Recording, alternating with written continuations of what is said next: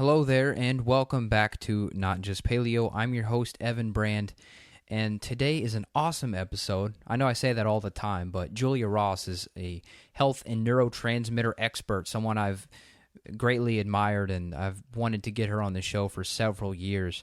My specialty in working one-on-one with people is to help balance neurotransmitters because those brain chemicals are what determine your moods, whether you're feeling depressed or you're having carb cravings or you're irritable or you suffer from insomnia. You know, a lot of my clients are dealing with one or more, most likely a combination of these different mood symptoms, and getting to the bottom of neurotransmitters and balancing those out with the right nutrients can be incredibly helpful. You know, there's the people that come to me that I've done the paleo and it's still not working. And this is why. You're not getting to the root cause. And that's kind of the functional medicine perspective, is getting to the root cause and balancing out your neurotransmitters so that you don't feel crazy and you don't have to depend on willpower. And that's kind of what we talk about today with Julia, is that the myth of willpower is just so overstated. Everyone thinks that they're a horrible person because they want to go for the cake or the gluten-free cookie or whatever it is, and it's not your fault. You know, if you have a neurotransmitter imbalance, your brain is going to try to trick you to get those quick boosts of dopamine and serotonin and things like that.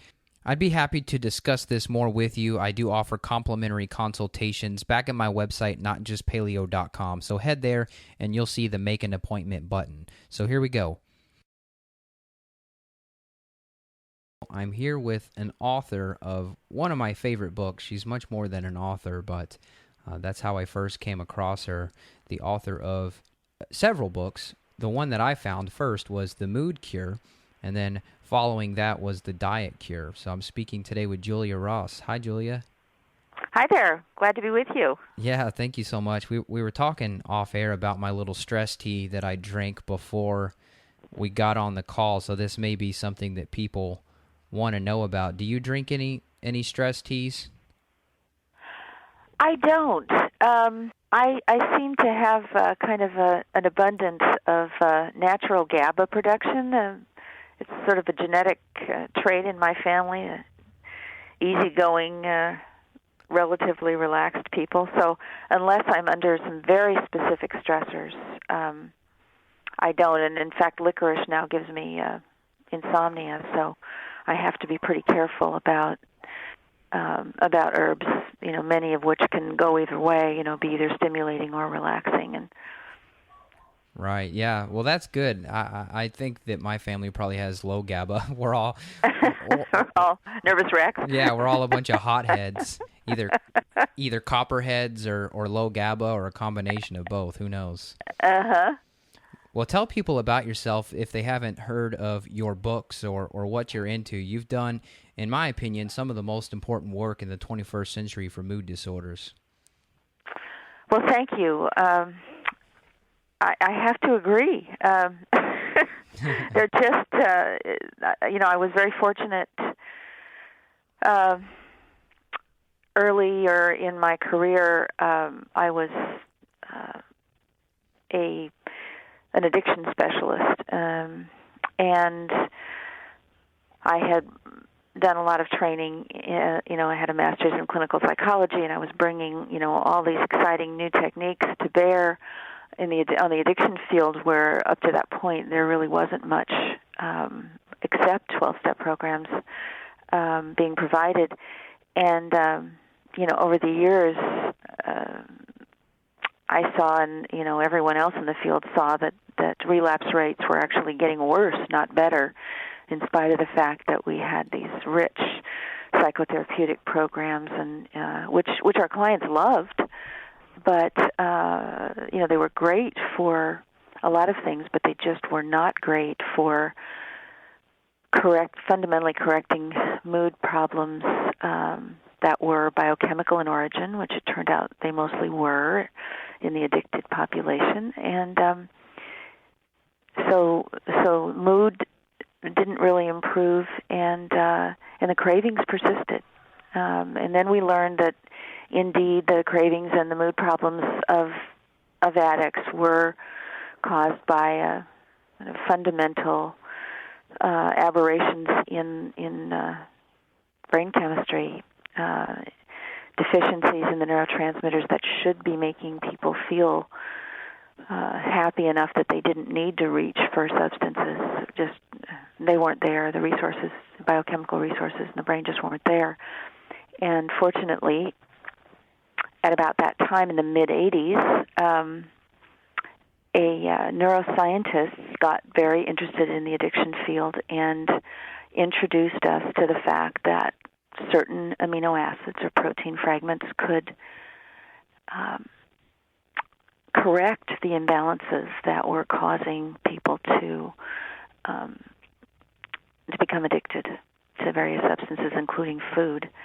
And my clinic was at that time quite innovative for its time, in that I already had hired nutritionists as well as psychotherapists, and but we weren't getting anywhere without the amino acid supplements that the neuroscientist Kenneth Blum introduced us to and had done quite a bit of very exciting research on. And so with our clients, we were able to see that these neurotransmitter foods not only turned off addictive cravings for alcohol, drugs, and foods, but also normalized mood amazingly and quickly. And so we started programs for people with compulsive eating problems too, and found miraculous results.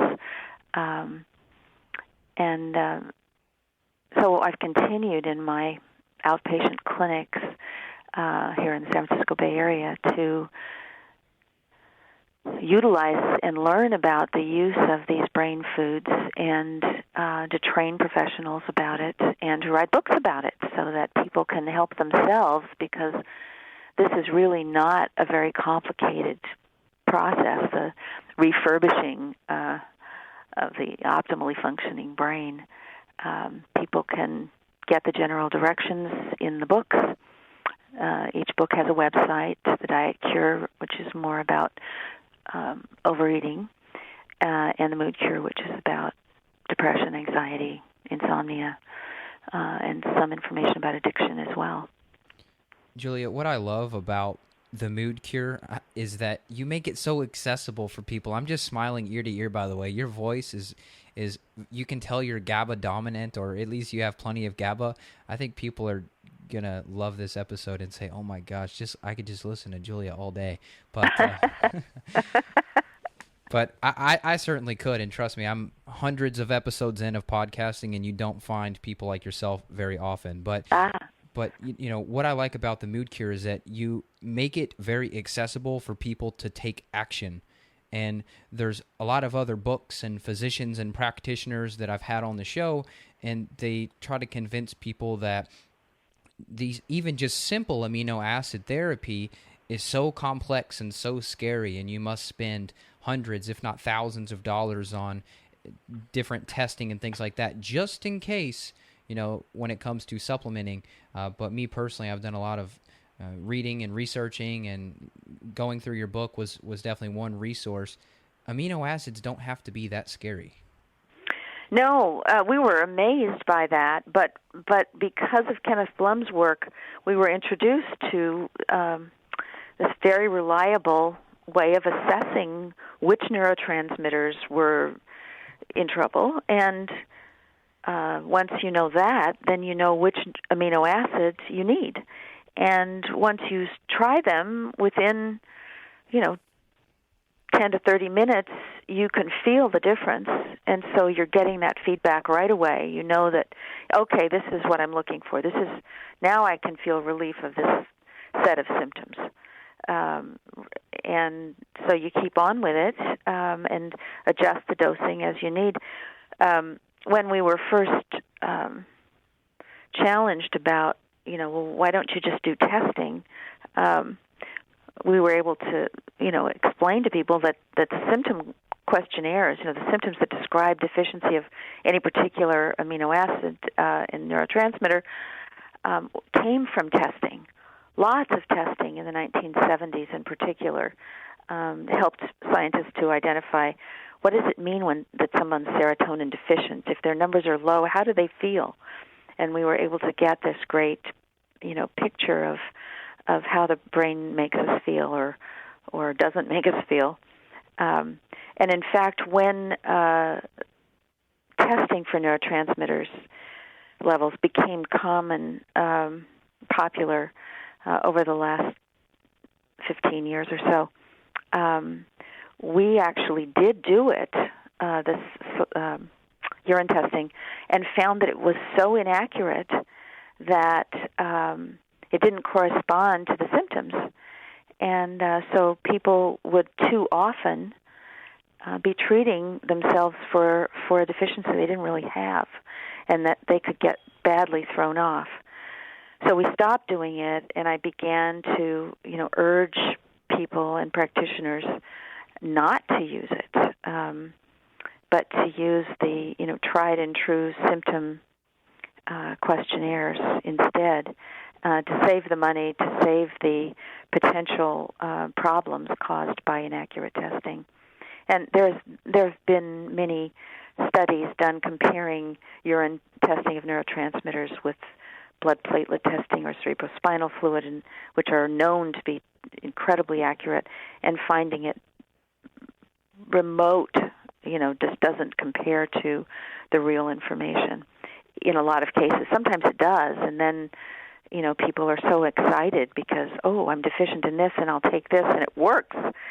They have no idea that it could be even better if they would simplify and just go with their symptoms. So I'm very glad that I was able to find a good publisher who really promoted the mood cure so that people would have that resource.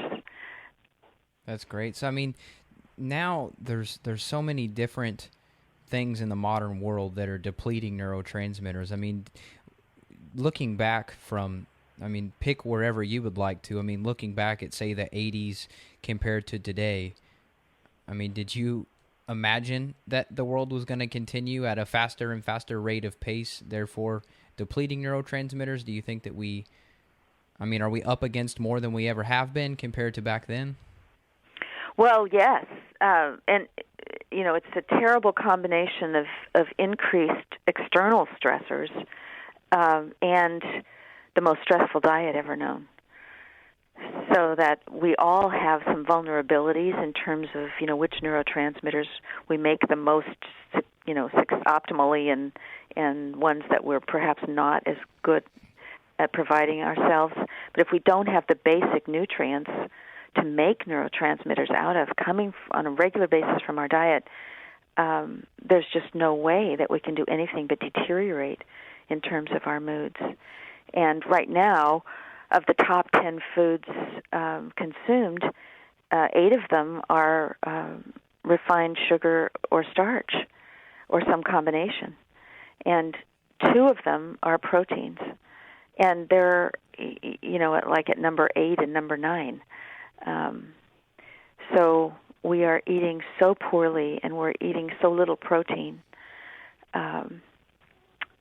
because we're so addicted to sweets and starches. Who needs a turkey thigh if there's ice cream and pasta to choose from? It's always going to lose out. So that's why I, in 2012, published the Diet Cure to update the information that I've been giving out for years about how to stop our cravings for high carbohydrate foods so that we can get back to the balanced diet that allowed us to make our own neurotransmitters, efficiently and beautifully, and keep ourselves on an even keel emotionally, and help us to tolerate whatever stresses we encounter. Life's always been stressful, but the pace picking up the way it has is, completely unknown in human history. Yeah, as is our diet. Definitely. I've definitely fixed my mood with adding in more protein and just fixing my blood sugar. That's just crazy how much. I didn't really realize the importance of blood sugar until I started digging deep into nutrition and neurotransmitters. If people are skipping meals, like I'm not the biggest fan of intermittent fasting because so many people are so stressed out, and they add that other stressor of just not eating or eating in such a small window that there's no fuel, and then they binge eat. And that was something I wanted to ask you about is, we kind of talked off air a little bit about the paleo movement's really successful, but 90% of people that come to me are doing paleo, and they're still failing. They're still craving, they're binge eating, they're doing exercise and all of the great things they're supposed to be doing and going to bed at the right time and things like that, but they're still binging on, now it's gluten-free cookies when it used to just be regular cookies. Right. Well, addiction is addiction, and it's a very, very tough fight if you don't have the tools to dismantle it. But fortunately, the amino acids that correct our neurotransmitter function, our brain's neurotransmitter function, once those neurotransmitters are balanced, we just don't crave, because the allure of addictive foods is that they can instantly and very temporarily increase neurotransmitter function. And that's the drug effect. We can get the same kind of permanent mood benefit if we're eating a paleo diet. What is it about? What is it about the diet that's causing people to fail, though? I mean, do you think it's too much exercise, other external stressors, or what it is? That's a good question. A lot of people who do the paleo or other things, some of the more commonly, popular diets, are under eating. So they're eating beautiful food, but they're not eating enough of it. And some of it is because they want to lose weight, and some of it is because some of the people who promote the paleo or have promoted the paleo diet in various forms just don't know any better, and they're suggesting low calorie dieting. And yet at the same time, people who do paleo are likely to be athletic and likely to want to be working out. And you can't do all that. You can't maintain a good diet and work out with low calories, because the body is just going to go into rebellion. And it needs its carbs, especially if you're working out, especially if you happen to have a high metabolism. One of the things that I'm concerned about with people who go paleo is that I've seen a number of them who have ended up drinking excessively. And, I think one of the reasons is, that they may have some latent tendency to alcoholism in the first place, but that they're just not eating enough food and not enough carbohydrate. So if you need carbohydrate and all you're eating is protein and fat, pretty much, your body will convert the protein and fat into carbohydrate, so that you can keep on, functioning. And that just destabilizes things, and people start to want the real thing. Well, I need some carbs. I'm starving for carbs, and in a way, that's true. A beautiful diet, you can still starve on it if you're not eating enough. I was just reading about the Berlin airlift. That was the beginning of the Cold War, and the Russians cut off all roads to West Berlin. And so the Western powers began airlifting food, and they airlifted, I don't know how many tons of food a day for a year, until finally the Russians relented and opened the roads again. But they were only able to feed them 1,700 calories a day. A lot of people think that's a good amount of food, but it was clear that they were starving when you looked at photos before and after. And so everyone who lived there knew they were starving. So we have to be very careful about our tendency to want to go low-cal. That's a great story. And so many people carbohydrates are demonized, and any form of a grain, whether it's rice or anything, it's all demonized now. And for me, I felt like crap. I felt horrible. I had the mood blues. Definitely when I not got rid of carbohydrates, that's almost impossible to do. Right. But when I excluded rice and things like that, I really enjoyed the sweet potato and rice and things like that. Mm-hmm. And I don't think I could build muscle without carbs. I'm sure I could, but I feel so much better now with that stuff in my diet. So I'm really happy to hear that you're...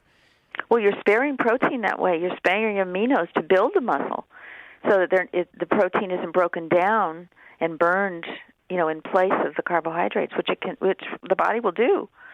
It doesn't care about muscle when its survival is threatened. But if you get a balanced amount of carb and protein, tailored to your own body type, it works really well as you're describing. That's a good point. So you're saying people they have to balance out those macronutrients, because if you're suffering from cravings or you're having trouble putting on muscle or losing fat, there's likely some sort of mismatch there with your numbers. Not that you need to count every grain of rice. I have 37.5 grains now, but I know. What I think helps a lot. It certainly helped me envision, the problem here was thinking about our history on the planet, and of course the whole paleo movement is a very potent cry to look backwards. That what we're doing now is, death, and we have to go backward if we're going to, recover, and retreat from this, nightmare diet. But we have to remember that people ate a lot of calories and they ate a lot of carb. A lot of people who were not, old enough to notice what was going on in the 60s, which was the last decade that we ate, approximately healthful diet, don't know what it looked like. But I was conscious in the 60s, and we never missed a meal. I mean, 3 meals, it was sacrosanct. Nobody missed meals. Even during the Depression, it was unheard of for people to miss meals. 3 meals a day, and they were substantial. And yet, with plenty of carbs, and at that time there was too much sugar. We had gradually increased the amount of sugar. And there was some heart disease coming up. The first book, though, on heart disease was written in the 40s. And in the 50s, our sugar increased and our heart disease rates started to really get scary. But other carbs, were pretty stable and plentiful. But we were healthy, other than this increased heart disease that corresponded with sugar. We were healthy and we were happy, relatively happy, and our weight was totally normal. It was so unusual to see anybody who had a weight problem. I know. I was about to say that. I've looked at some kind of old, I don't know if it was Woodstock or whatever. I was kind of browsing the archives one day, looking at old pictures, and you saw, I mean, there were no fat people at all. No. They weren't there. They just there. weren't here. And most people, I shouldn't say most, but I think a lot of people have forgotten that, who know it. And then there are so many generations now born who never saw it, who never saw a world where people were at normal weight without effort. Yeah, without effort. Yes. That's the key, and people are happier. I'm getting goosebumps now just picturing that the air and the energy. I mean, you make it sound like the energy in the air would have been different in those decades than it is now. Well, and it wasn't only the air, but it was the sounds. I mean, I live across from a bike path in beautiful Marin County, just north of San Francisco, and I never hear people sing or whistle or anything for years now. And but that was a constant up through the 60s, that people were whistling and humming and singing and under their breath, or full on. So, we've just deteriorated in all these things that were basic to our nature. for all of our history on the planet, unless there was a famine. People were normal weight, normal health, and normal mood. Julia, let me ask you this. What do you think it's that people, I mean, I know if they don't have the raw materials from their diet to make the necessary neurotransmitters, they can't be happy and they won't have the willpower to sing. But to me, I don't know if you feel this way, but it almost seems like you get made fun of for being a happy, outgoing, positive, upbeat person. Like, it's more common in a group of people to just sort of kind of keep your head down, kind of stay quiet, and just kind of move along. I can't really think of a better word. I know it gets into conspiracy territory when you say the word sheep, but it seems like it's more easy or more popular to become a sheep than someone who's outspoken and happy, and you're putting out energy to the world. And I want to find other people that are like that. Well, there used to be a lot more people like that. And, when you think about the 60s, the activism of the 60s, people were, standing up and being counted.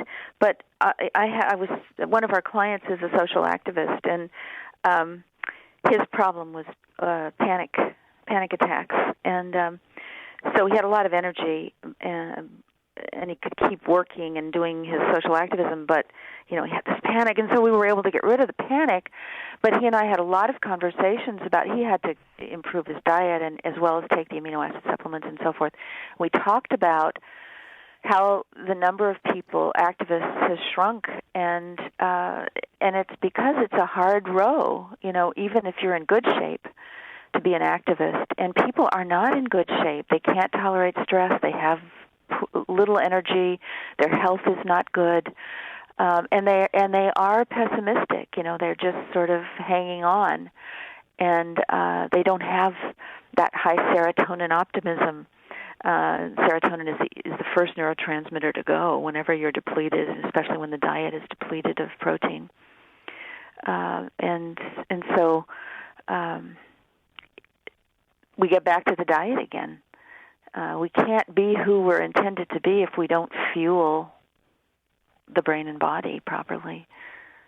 Right. So when you look at the United States as a collective, I mean, I'm assuming we're depleted on almost all neurotransmitters except for dopamine when we log on Facebook. Well, with all the caffeine going on, I'm sure we're deficient in dopamine too. But we have, that drug is like essential to life for most people because it's substituting for dopamine or stimulating what little we have naturally, giving us some energy. And wow. So but, are we? The reason I hate.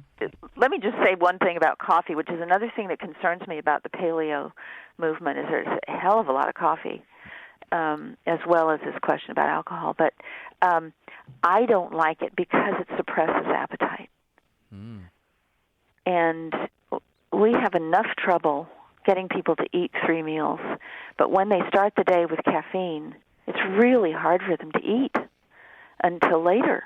And if you wait till later, it's too late. You've skipped a third of the food, that you're supposed to take in, and skipped the timing that's so critical. Because what we've found is that people who undereat in the morning inevitably overeat later in the day. They're thrown off their blood sugar regulation and their neurotransmitter regulation, and they just crave stuff like crazy later on to make up for what they didn't get earlier. You just gave me goosebumps. That's incredible. You just blew my mind because I would say maybe 7 out of 10 clients that I work with, I'm sure you're familiar with butter coffee too, where people are adding butter and coconut oil to their coffee. That way they don't have to eat because they're getting some... they're getting calories. Yeah. They're getting some semblance of real calories or fat in there. And all these clients, they're eating the entire bag of gluten-free cookies when they get home from work. That's right. Incredible. So we're depleted all over, and we need to restore that. So, I mean, once we get the diet picture added, are there lifestyle things that we can do? I mean, listening to music, for example, whistling, humming, singing. I love that sort of avenue that we were going on to. Well, it just is spontaneous. That's one of the ways you know. I often tell the story of being at a hotel and I'm going to be speaking about mood at a conference, and I'm on my way to the conference room and I hear somebody singing. And I'm already attuned to the fact that nobody sings anymore. So, wow, somebody's singing? So I tiptoe to the open door of somebody's hotel room, and it's the maid, and she's sitting at the toilet cleaning it on the floor and singing. And she's somebody, I asked her, how long have you been in the United States? In Spanish, and she said 2 years. So she still had an optimally fueled brain from, the simpler diet that people tend to live if they're not, from the United States. Oh, that's beautiful. So, I mean, what else are we missing out on? I mean, the singing, the humming, I'm just loving this. What else are people not doing that you remember people were doing? I mean, I want to get back to experiencing that. I know that's a hard question. People had a lot more time alone without stimulation, so they could hear themselves think and take in things around them. There was a lot more creative interactions with other people. Well, what do we do? Oh, let's make up, kids were not playing video games together. They were making up stories and acting them out and telling each other stories and having little adventures in the corner lot, and part of that is that kids, don't have very much energy now, and they're heavier, and it's harder for them to do physical play. It's easier in the condition they're in to do, texting and video gaming. Yeah. So it's hard to compare what it was like then, but I'm glad that we're talking about this. I don't think anybody's ever asked me to kind of go on and on. I remember when I was in high school, I had a girlfriend, and we put on some kind of beautiful classical music that my father had been playing, and we opened the windows, and we had a really wide kind of a terrace, and we just danced. We just felt like it, Nobody told us to do it. We just felt like it. And we would do that, often. So there were magical times, and it's true that I associate music with a lot of them, having lots of different kinds of music and really exploring different kinds of music, and and music with a lot of different paces. It turns on, different parts of your brain and experience. Yeah, so you should be using music as sort of a tool. I definitely use it as a tool to get you into different states. Yeah, classical. I really enjoy classical, and I don't listen to too much. I don't know if you would call it modern music, but I guess you would call it radio music. I don't listen to very much radio music. I just find that it puts me in sort of a chaotic mindset. I don't know if you listen to the radio. Well, I pretty much limit it to, nothing past the 80s. Yeah. I hear you. I mean, my grandpa, in his car, it's 50s on 5 on the XM radio. But it's great. I love it. I mean, there's nothing better. So I look at 2015 and kind of the general direction we're headed. I see some small waves, trying to backtrack and things like that. But overall, it's, I'm kind of like pulling my hair out a little bit looking at the future. And so I jump in his car and there's Little Richard on or Jerry Lee Lewis or something like that. And I'm fine. Everything in the world's fine. Yeah, the idea that music would really have a sense of humor. I don't know if you've gotten into Motown and the next phase after the 50s, but it was funny and joyous, and So we also, got ideas like the ones we got in the 60s. What are we going to do to change things? Well, we're going to go back to whole grains. We're going to grow our own gardens. This was all fruits of the 60s. We wanted to change things, and we had the strength and the inspiration to do that because we had, until drugs got to be too big of a feature of the scene, we had our brains intact. That's amazing. So you're saying there was a semblance of kind of the real food revolt even then, but it just kind of got sabotaged or distracted, I guess. Well, it didn't. I mean, one of the ironies is that conventional nutritionists are just, now talking, in the last, 10 years or so, talking about how important whole grains are. And now they've gone too far in that extreme, and they're talking about that we should go vegan. And that is a concept that really frightens me terribly. Yeah, because I've of worked the with imbalance. There's never been a human population, going all the way back that was vegan. Yeah, I mean, I've worked with some vegan people, and they have no emotional stability. Is that just the lack of protein just depletes? Yes. What is it You depleting? can't have enough serotonin unless you get enough protein. Okay, so serotonin... And protein is what protects you from irritability and impatience and edginess and that kind of thing. That's your positive... the only two things that will, naturally provide serotonin are protein, specifically the amino acid tryptophan, and sunlight. So when the further south you go, the more sun there is, you get this whole positive, relaxed, welcoming, optimistic, mañana kind of thing. That's, in living color what serotonin does. So that's part of the explanation why almost the further south, or I guess depending on where people are listening, the closer to the equator in general, you start to get that sort of easy-go-lucky attitude. Yeah, I was raised in Los Angeles till I was 8, and people were outside, sitting on the porch steps, talking to each other and so forth. Come up to San Francisco, it's not that far, but it's completely different. No one ever sat on the front porch unless it was an extraordinarily hot day. And a completely different quality of interaction with people. There's a lot of sarcasm and, just not friendly, soft, open, sunny, warm.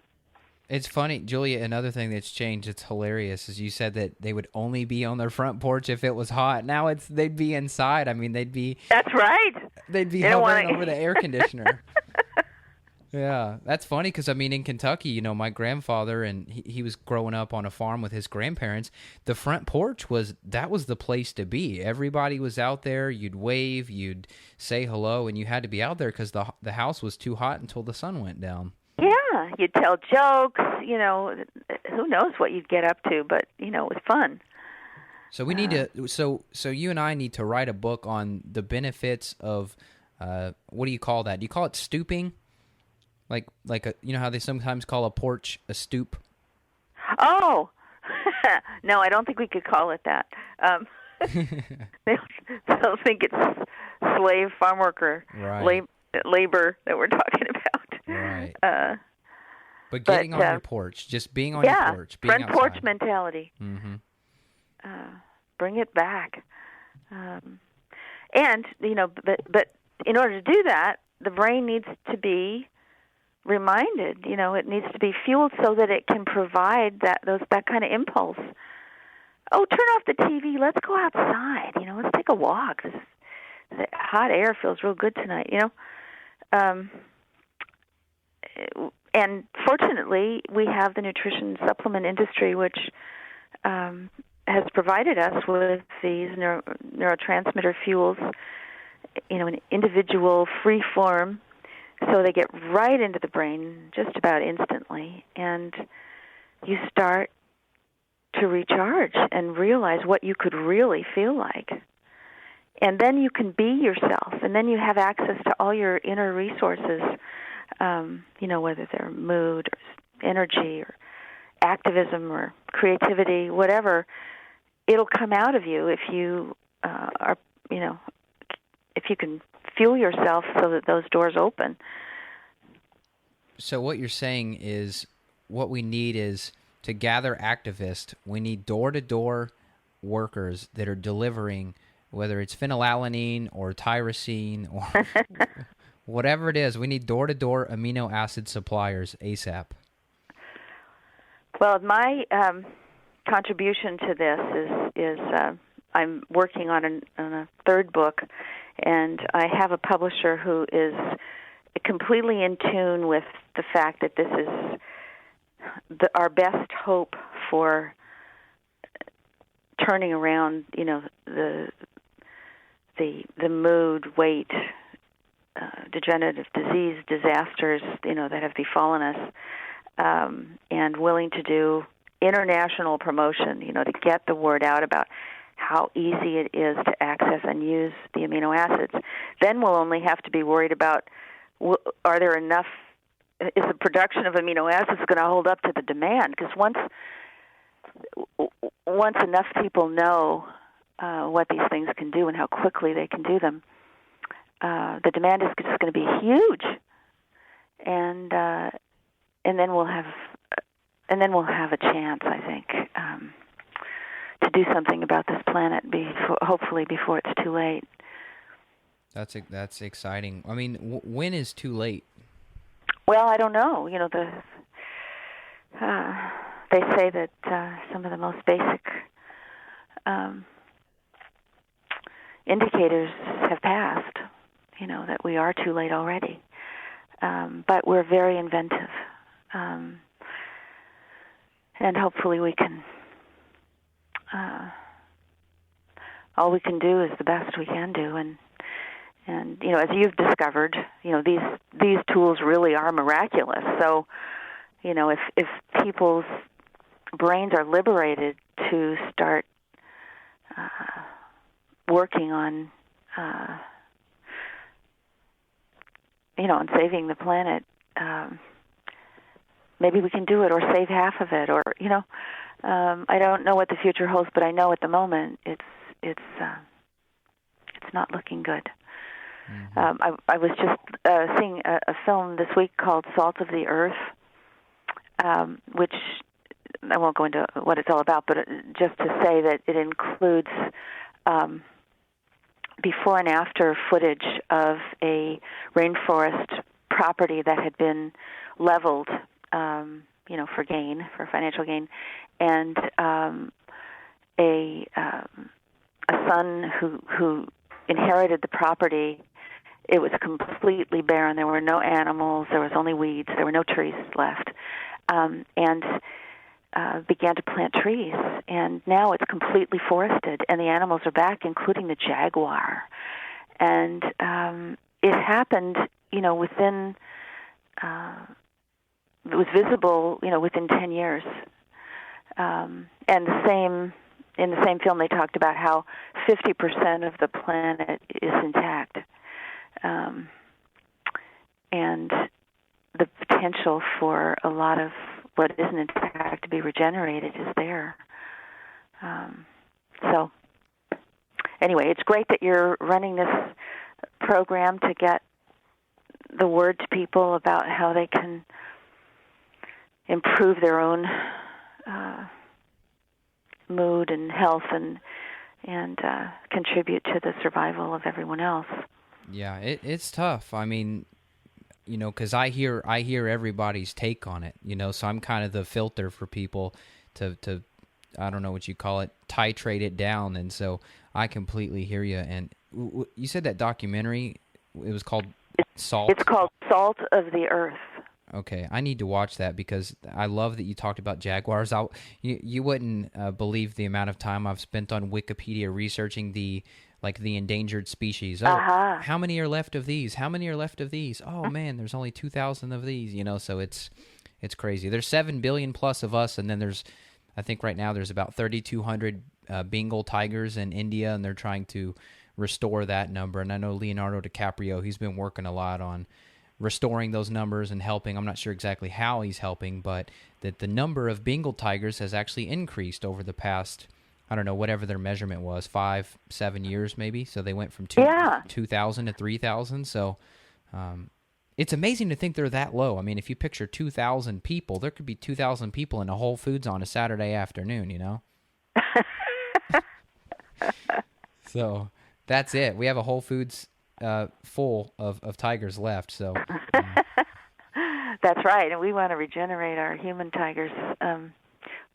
Definitely. And it's possible. So it's the only way I know,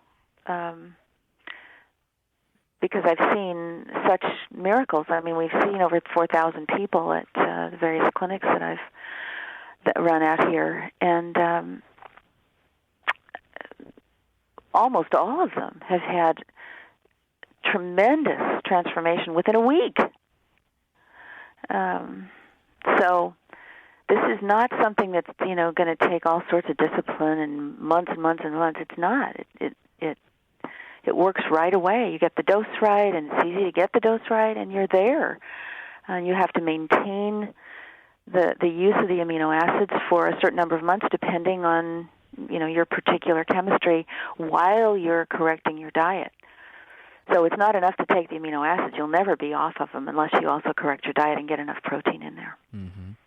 We had just a couple minutes left, but I wanted to talk about, you were talking about that client with the panic attacks and people that are stressed and overwhelmed. I just wanted to know sort of like a basic stack. I would almost call it the modern life stack. For me, like I was telling you about my tea, I love to take adaptogenic herbs and use those therapeutically just to help the stress response. But in terms of amino acids and sort of your realm of supplementation, what is a basic modern stressor stack? I guess that would be mainly to help out. Would you say that would mainly be supporting GABA levels? Well, serotonin is anti-anxiety as well. So we have two what they call inhibitory neurotransmitters in the brain that calm things down. And one of them is serotonin, the other is GABA. And they're easy to fuel. You take one at a time and see, let's say I take serotonin and I'm feeling a lot calmer, but I'm still having some close to panic, when the stress turns high. So I add GABA, and that's all gone. So depending on the person and their symptoms and the severity of their symptoms, they may have to take one or two amino acids. And then there's a third issue, which is if the brain correction, calming by these two amino acids isn't enough, then you turn to your adrenal glands themselves. And here's where I love testing, and that is a salivary test that anybody can order off the internet.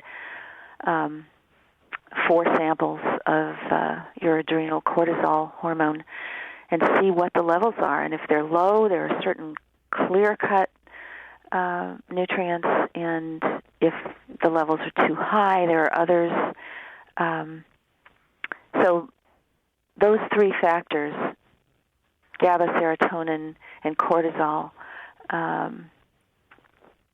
are the keys to repairing, the ravages of stress from our point of view. Yeah. So I would say probably 9 out of 10 clients, if they have an ASI already run, they're low cortisol all day, or generally low to where they should be, and they're sort of the stress binge eating type people. So if you were to design a little small stack there, what would that be? Would that be something like 5-HTP, and I know L-theanine with... Well, it is an amino acid. Yeah, it's an amino acid.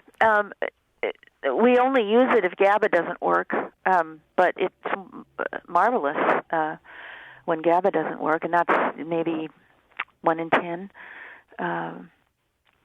So when we get somebody who's... you're saying if their cortisol is in the normal range, it's on the low normal range? Right. It depends on their symptoms. because GABA is relaxing, but it doesn't help with fatigue. So in order to get that cortisol energy back so that you have the strength to cope with stress,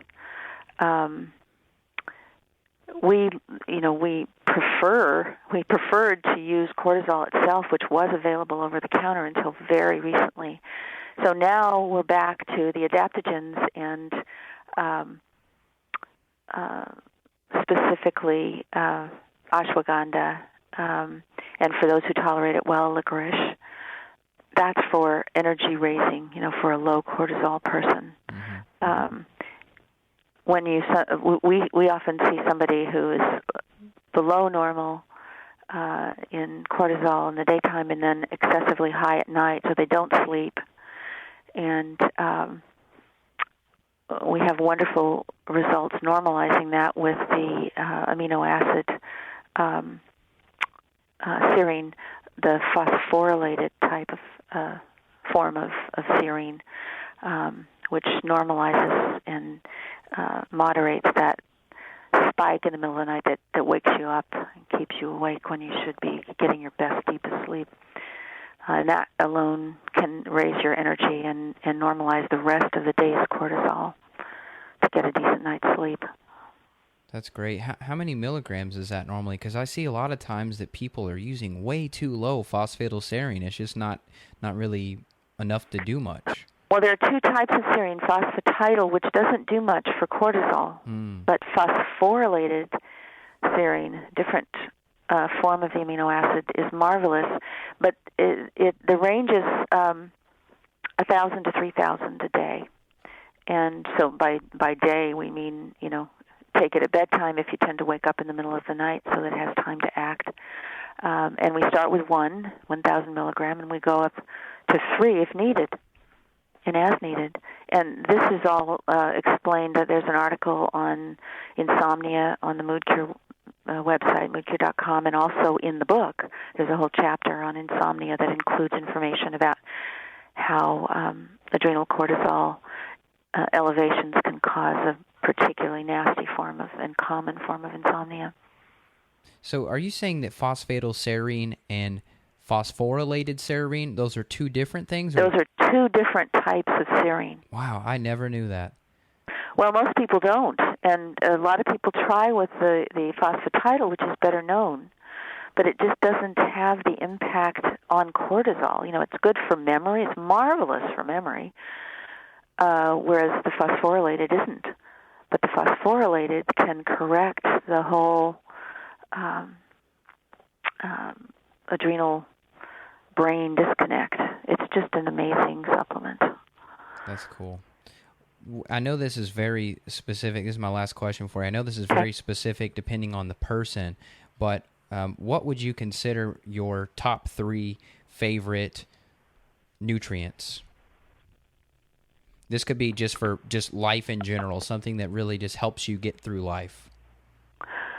There really isn't one. You really have to go from person to person. But it's clear what the most commonly needed ones are, and the most warmly welcomed. Over thousands of people, and those are tryptophan or 5-HTP. And just in a different form of tryptophan.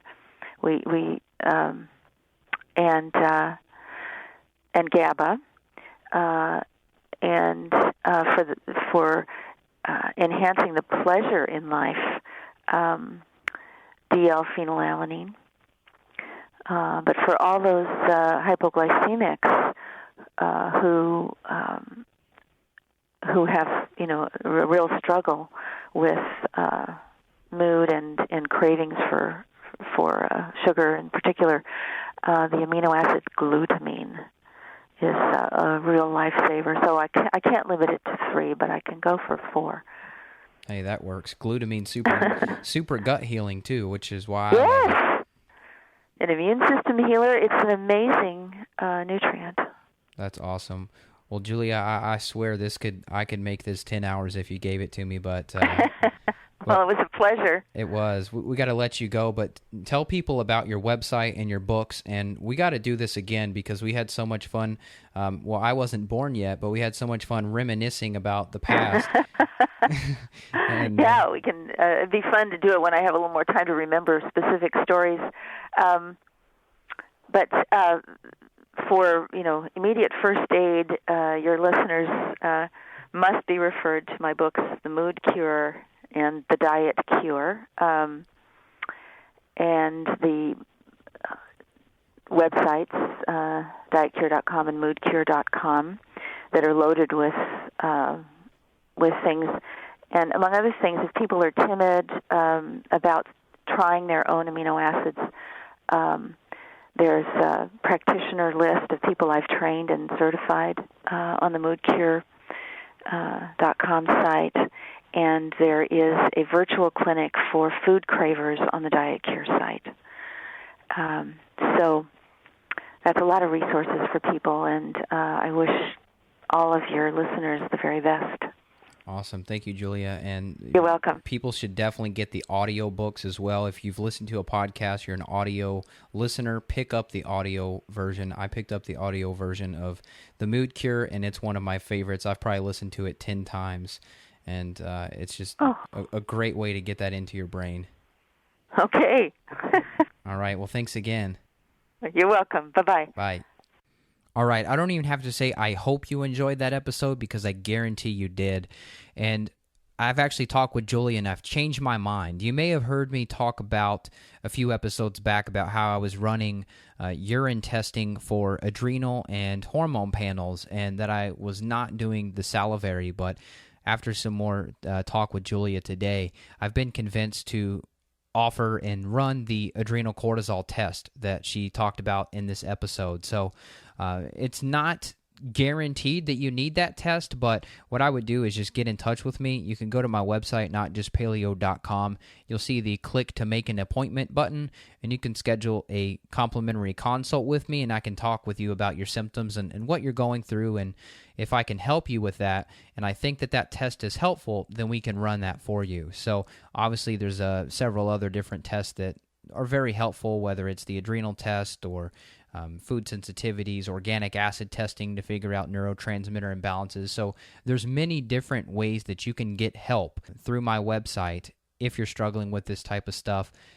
It's incredible what amino acids and the right type of testing can do for your brain. And I had a client the other day, she emailed me and she said, I told her I was going to mention this on the podcast. I said, this is a great testimonial. She said, Evan, I don't crave carbs anymore. What's going on? And I just love positive complaints like that. I've never heard somebody ask, why don't I crave carbs? But that means what we're doing is working. So like I said, you can contact me for a complimentary consult back at the website, notjustpaleo.com. You'll see the button there, click to make an appointment, and I'll talk to you soon. Take care. Bye-bye.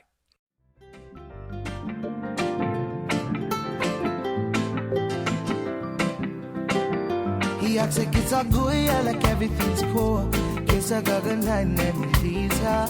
She doesn't have a clue that he's terrible news. Why I'm in a tire, got to watch out, girl.